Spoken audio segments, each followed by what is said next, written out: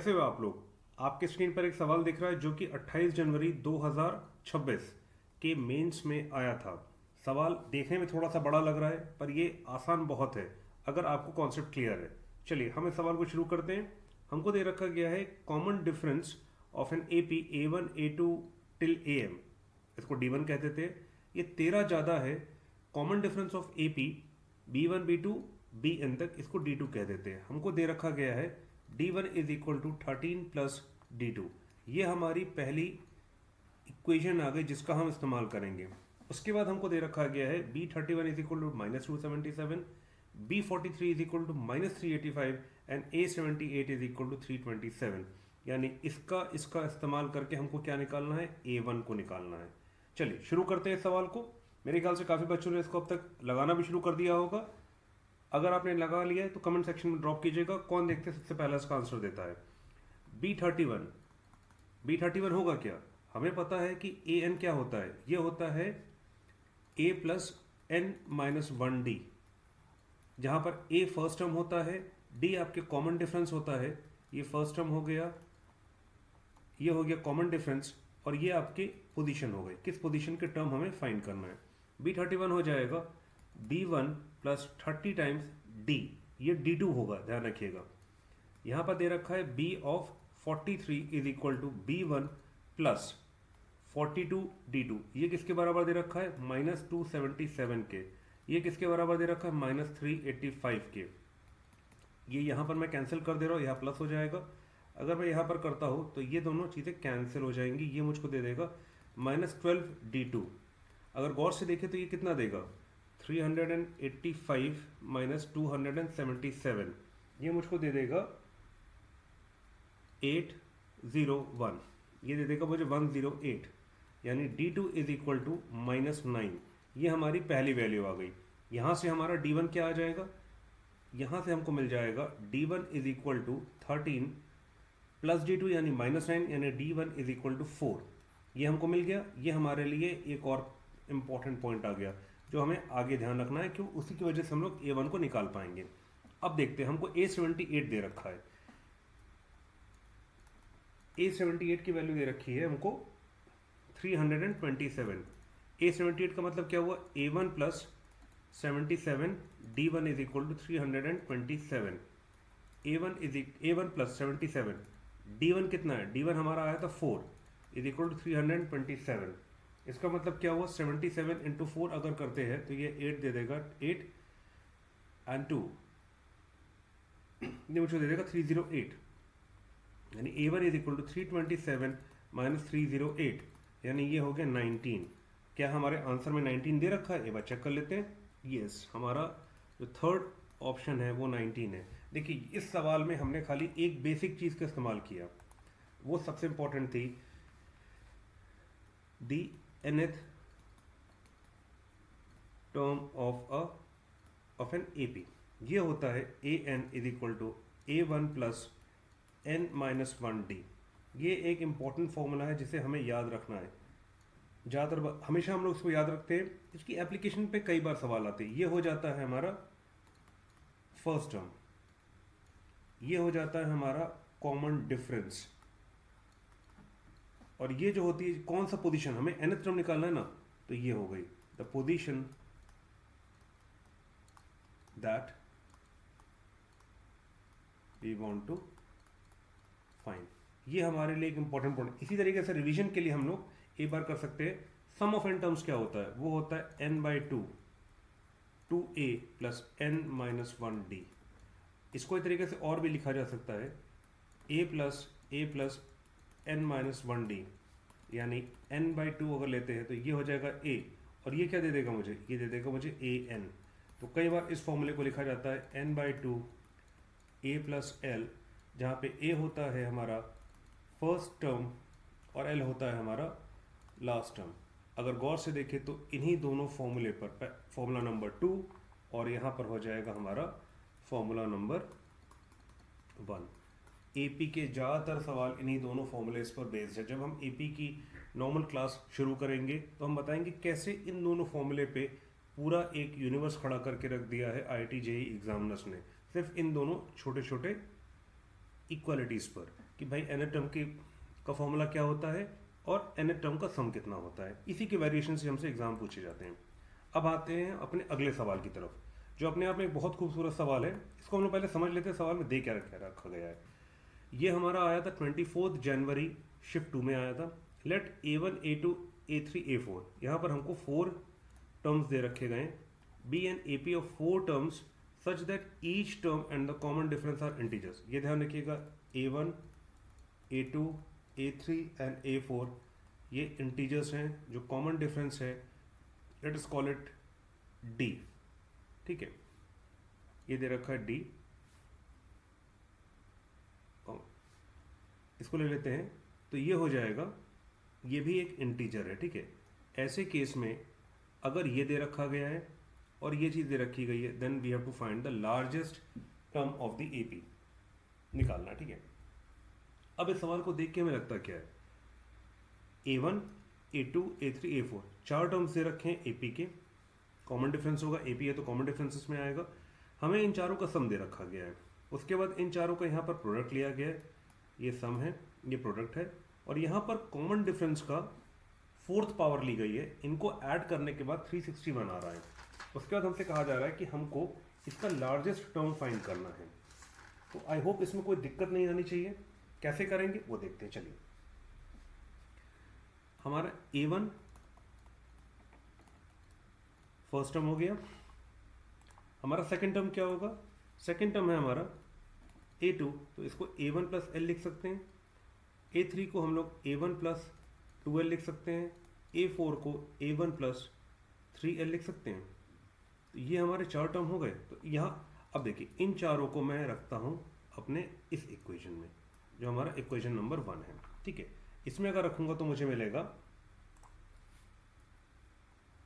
A1 plus L, A1 plus 2L, A1 plus 3L is equal to 48। 1 2 3 4 यानी 4 times A1 आ रहा है, L 2L 3L ये दे देगा मुझे 6L इज इक्वल टू 48, यानी 2A1 plus 3L is equal to 24, यानी 2A1 is equal to 24 minus 3L, A1 is equal to 24 minus 3L upon 2। ये हमारे लिए एक बहुत ही इंपॉर्टेंट पॉइंट निकल के सामने आया है।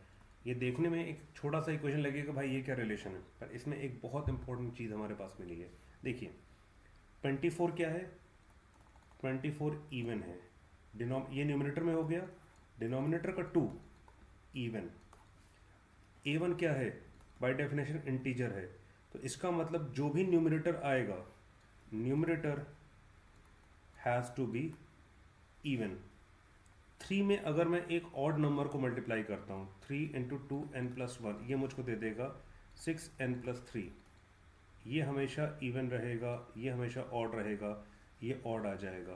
तो यानी L has to be even, has to be even. ये सबसे इंपॉर्टेंट पॉइंट यहाँ से हमने डिराइव किया।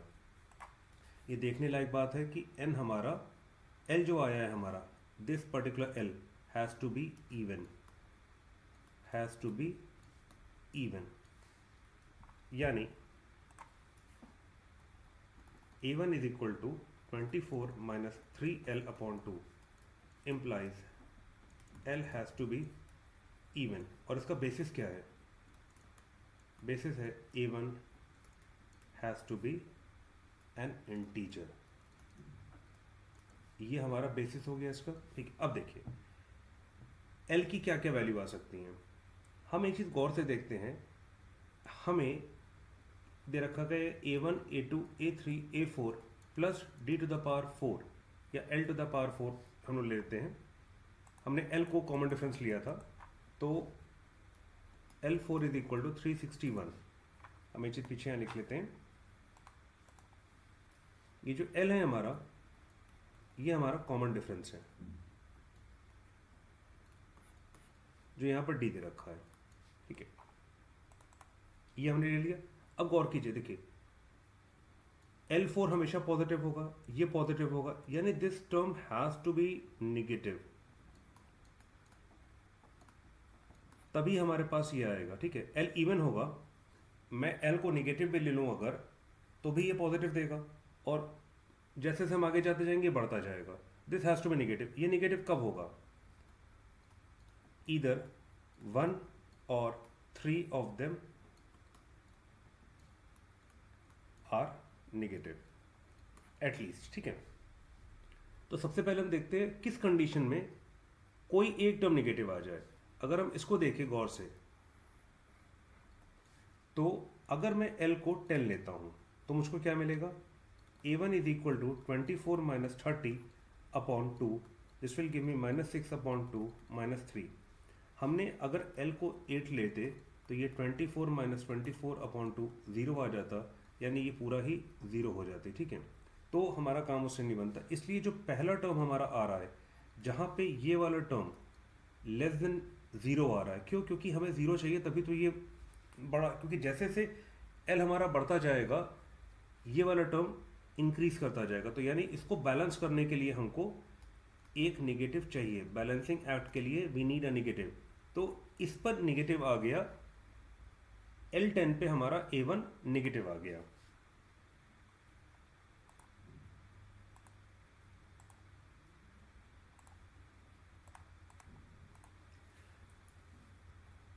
At L is equal to 10 we get A1 as -3। A1 हमारा -3 आ गया, तो A2 क्या आ जाएगा? -3 + 10 is equal to 7। A3 is equal to -3 + 20 यानी 17। A4 इज इक्वल टू -3 + 30 यानी 27। यानी हमारी AP क्या आ गई? -3, 7, 17 एंड 27। अब हम गौर से देख लेते हैं इनका सम कितना आ रहा है। सम आ जाएगा -3 + 7 + 17 + 27, ये मुझको दे देगा, ये 4 दे देगा, ये 21 दे देगा, 21 + 27 48 दे देगा। इनका प्रोडक्ट निकाल लेते हैं, ये मुझको -21 दे देंगे, इंटू 17 करते हैं, इसको हटा देते हैं एक मिनट के लिए, माइनस साइन रख लेते हैं। 7 and 14, 1 and 2, 7, 5, 3, 357 into 27, this will give मी 9, 35, 35, 39, 3 आ गया, 21 and 3, 24, 14, 10, 11, 6, 6, 7. This will give me 9, 3, 5, 6 and 9. So product will give me -9639, 9639। अब हमको देख क्या रखा? A1, A2, A3। इसको नेक्स्ट पेज पर हम देख लेते हैं एक बार। यहाँ पर मिल जाएगा A1, A2, A3, A4 plus L4 कितना हो जाएगा? ये दे देगा -9639 प्लस 10 है यहाँ पर, तो 1, 2, 3, 4, 10,000। इसको माइनस करेंगे तो मुझको मिल जाएगा 361। यही तो मुझको दे रखा है, यानी A1, A2, A3, A4 plus L4 is equal to 361। यानी जो हमारी AP आई है -3, -7, 17 एंड 27, यही हमारी AP है। ये हमारा लार्जेस्ट टर्म हो गया। ये हमारे लिए सबसे इम्पोर्टेंट पॉइंट था, ठीक है। तो यानी हमारा आंसर क्या आ गया? आंसर आ गया हमारा 27, ठीक है। हमने इस सवाल को इतने लंबे तरीके से किया। अगर मैं आपसे ये कहूँ कि इस सवाल का जेनेसिस IIT 2000 के एक सवाल में दे रखा है, जिसको अगर हमें आता है, जिसको अगर हमने सॉल्व करके रखा हुआ है, तो ये सवाल लेस देन 60 सेकेंड्स के अंदर सॉल्व हो सकता है। चलिए हम इस 2000 के सवाल को सॉल्व करते हैं। ये JEE 2000 में आया था, ठीक है। सवाल दे रखा था, 4th power of the common difference of an arithmetic progression with integer entries is added to the product of any 4 consecutive terms of it. Prove that the resulting sum is the square of an integer.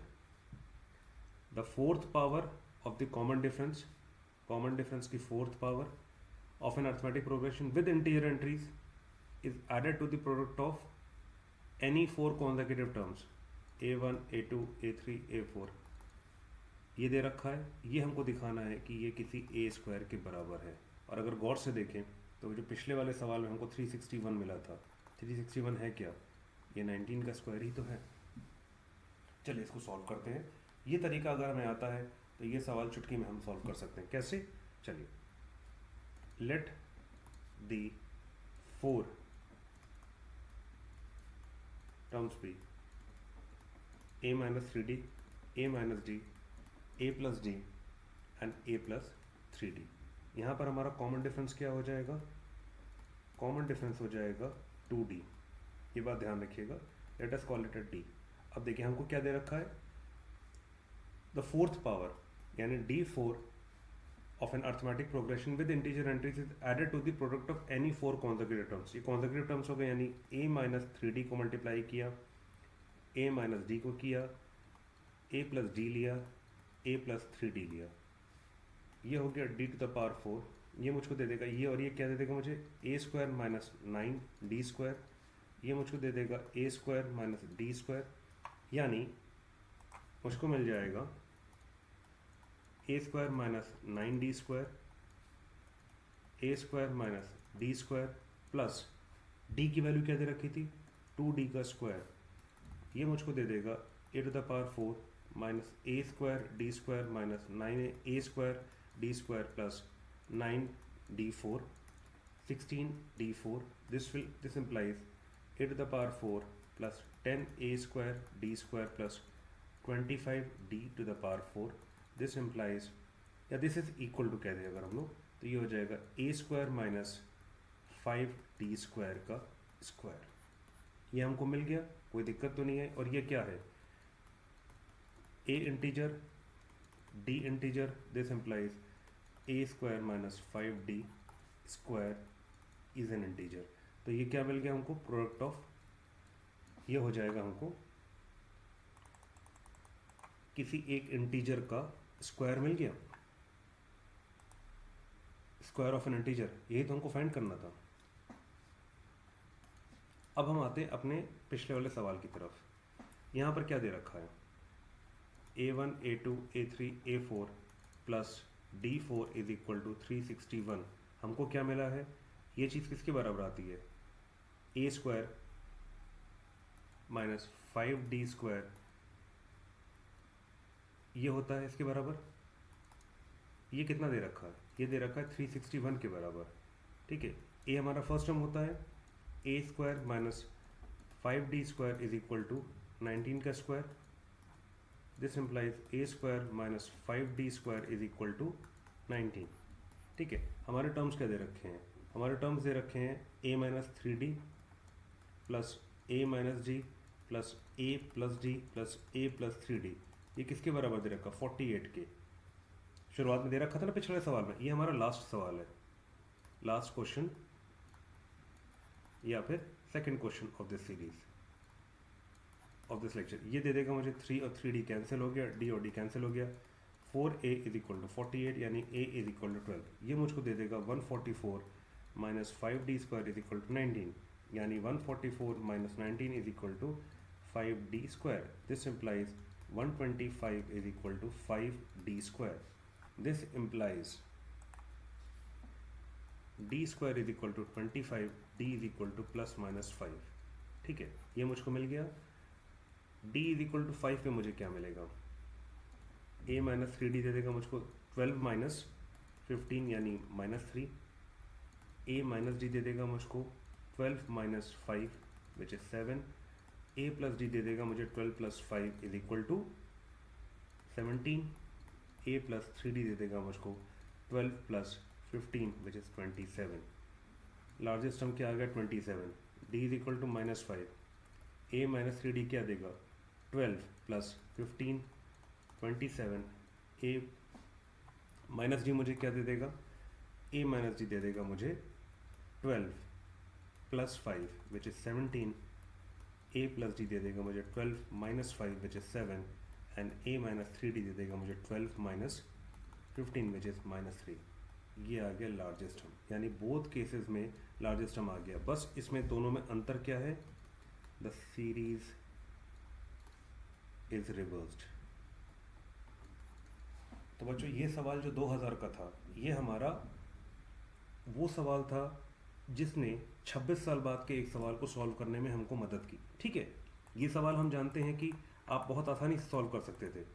ये सवाल आपके पास concept अगर clear है तो ये सवाल solve करने में आपको दिक्कत नहीं आएगी।